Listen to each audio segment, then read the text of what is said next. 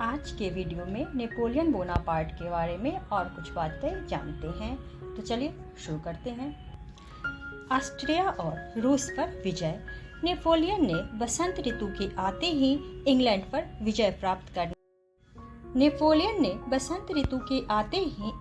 पर विजय प्राप्त करने का फैसला स्थगित कर अपनी सेना को बोलोन में एकजुट किया। अब उसका इरादा सर्दियां शुरू होते ही ऑस्ट्रिया पर आक्रमण करने का था। इंग्लैंड से युद्ध के दौरान उसके सैन्य बल तथा सैन्य संसाधनों की काफी हानि हुई थी, जिसकी पूर्ति किए बिना इंग्लैंड पर पुनः आक्रमण करना मूर्खता होती। इसी कारण नेपोलियन ने दूसरे देशों की सैन्य शक्ति तथा संसाधन अपने कब्जे में करने के लिए उनसे युद्ध करने का फैसला किया। अन्य देशों पर विजय पाने का एक कारण और भी था कि एक तो वह देश फ्रांस की अधीनता से मुक्त हो चुके थे, दूसरे वह ब्रिटेन के प्रभाव में थे। यदि वह ब्रिटेन के साथ युद्धरत रहता तो निस्संदेह ब्रिटेन उन देशों को अपने पक्ष में खड़ा कर लेता। ऐसी स्थिति नेपोलियन के लिए भयंकर साबित होती। ब्रिटेन ने पहले ही यूरोप के अन्य देशों को फ्रांस के विरुद्ध भड़का रखा था। वह सभी देश नेपोलियन से भयभीत थे। उसकी अधीनता से मुक्त हो जाने के कारण वह शक्तिशाली भी हो गए थे। यदि वे ब्रिटेन का हाथ थाम लेते तो एकीकृत यूरोप की ताकत से अकेले टक्कर लेने पर न तो फ्रांस का शासन ही बचता और न ही शासक। अतः नेपोलियन ने एक कुशल कूटनीतिज्ञ की भांति उन देशों का मनोबल तोड़ने का निश्चय किया। यही वे कारण थे जिनके तहत नेपोलियन ने इंग्लैंड से युद्ध करने का अपना संकल्प फिलहाल स्थगित कर दिया था। अब वह पहले अपनी क्षीण हो चुकी शक्ति को अन्य राष्ट्रों पर विजय प्राप्त कर बलवती करके इंग्लैंड का सामना करना चाहता था। अपनी योजना के अनुसार नेपोलियन ने सर्दियां शुरू होते ही सेना को पूर्व की तरफ कूच करने का आदेश दिया। उसकी इच्छा थी ऑस्ट्रिया को उसके आगमन की खबर मिलने से पूर्व वो अपनी सेना के साथ राइन नदी पार कर जाए। समुद्र तट छोड़ने से पहले उसने अपने एक अधिकारी को ऑस्ट्रिया पर आक्रमण करने की योजना से अवगत करा दिया था। उसने इस संबंध में उसे लिखा था, ऑस्ट्रिया की तरफ कूच करने का समय, स्थान की दूरी, सेनाओं के मिलने का स्थान, अचानक आक्रमण, शत्रु की गतिविधियों की जानकारी तथा उसकी संभावित भूलें, इन सब पर 2 माह पूर्व ही विचार कर लिया गया था। इधर जैसे ही ऑस्ट्रिया को नेपोलियन के आगमन की सूचना मिली तो उसकी सेना शस्त्रों से सुसज्जित होने लगी।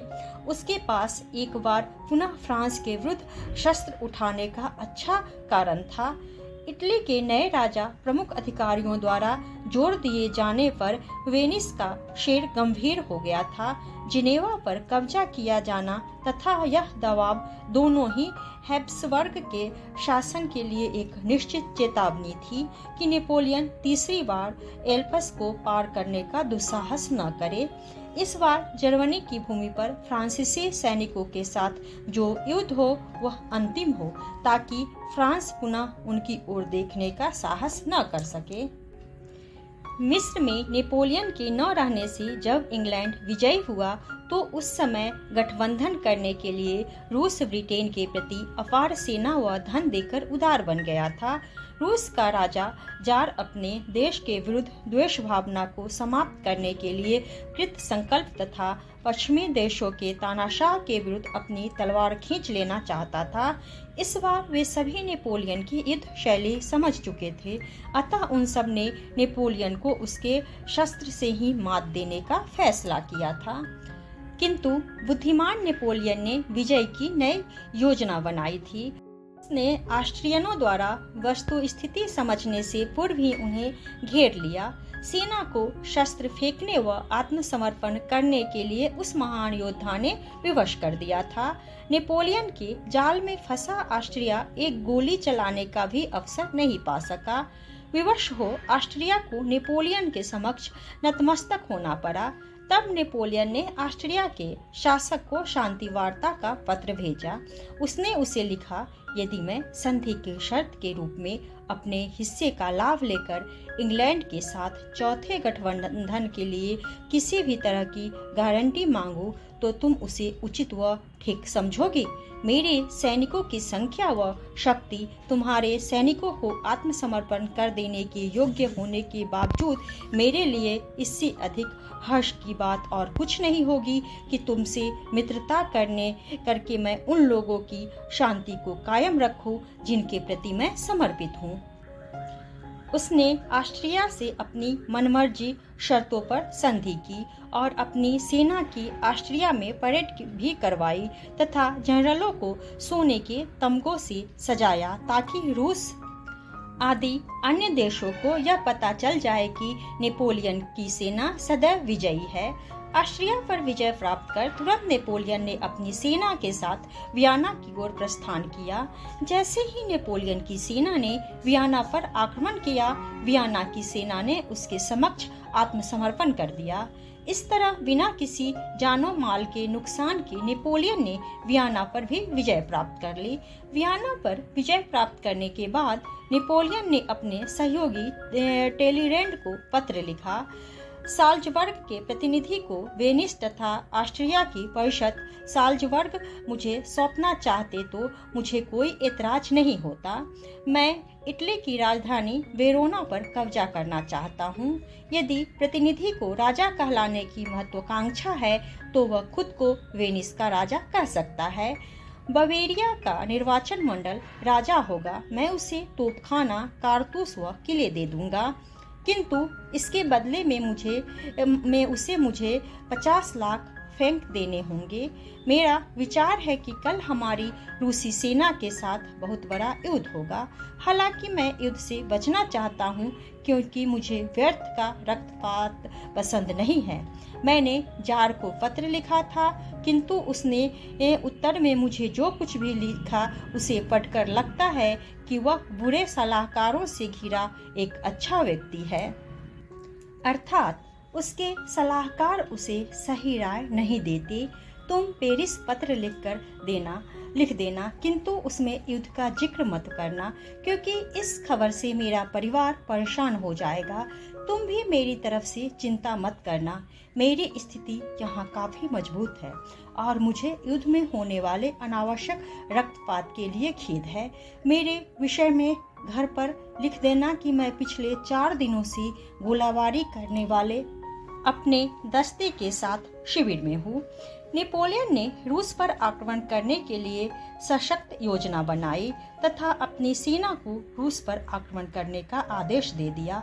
युद्ध के दौरान एक शाम नेपोलियन का एक सैन्य अधिकारी शत्रुओं की गतिविधियों की जानकारी देने के लिए नेपोलियन के पास आया और बोला, दुश्मन की सेना हमारे सैनिकों के बीच फंसी हुई है।